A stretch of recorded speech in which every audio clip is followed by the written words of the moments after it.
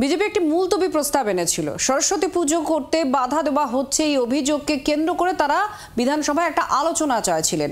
সেই ঘটনার সূত্র ধরেই এই সাসপেনশন, কারণ হই হট্টগোল হয়, কাগজ ছুড়ে দেন স্পিকারের উদ্দেশ্যে, এই অভিযোগ উঠে আসে। তারপরে সাসপেন্ড করা হয়েছে শুভেন্দু অধিকারী সহ 4 জনকে।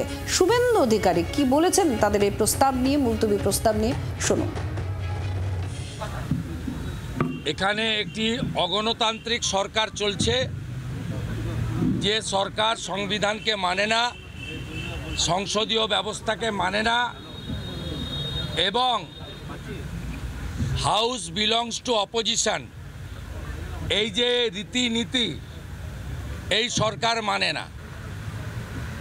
আমরা দাবি করেছিলাম মা সরস্বতী দেবীর আরাধনায় এবারে যে নজিরবিহীন জিহাদি হামলা, ভাবে হাইকোর্টের দ্বারস্থ হওয়া, যেভাবে সশস্ত্র পুলিশ আইপিএসদের নেতৃত্বে উপস্থিত থেকে সরস্বতী পুজো, শ্রীপঞ্চমী, পুষ্পাঞ্জলি শিক্ষা প্রতিষ্ঠানে পালন করা হয়েছে এবং বাধা দান হয়েছে, এ নজিরবিহীন।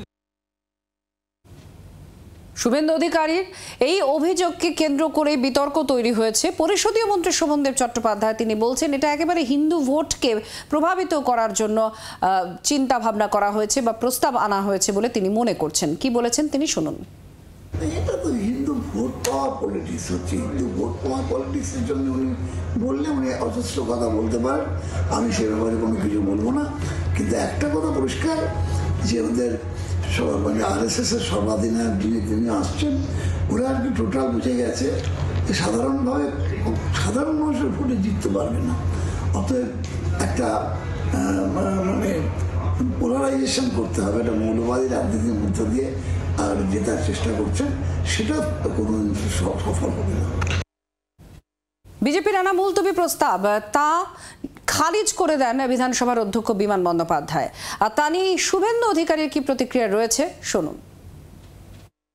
ভূমিকা নিয়ে আমি অনেক দিনের MLA, বিমান বন্দ্যোপাধ্যায় MLA হওয়ার আগে থেকে আমি বিমান বন্দ্যোপাধ্যায়কে আমাকে শেখাতে হবে। বিমান বন্দ্যোপাধ্যায় MLA হয়েছে 11 সালে, শুভেন্দু অধিকারী MLA হয়েছে 2006 সালে।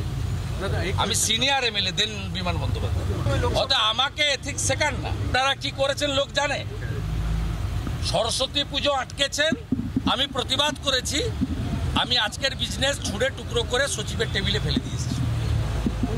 আপনার সামনে সচিব বসে, তার তো জন্য কৈফিয়ত আমি দিতে পারবো, আবার করব। বাংলার আওয়াজ, বাঙালির আবেগ, জি 24 ঘন্টা।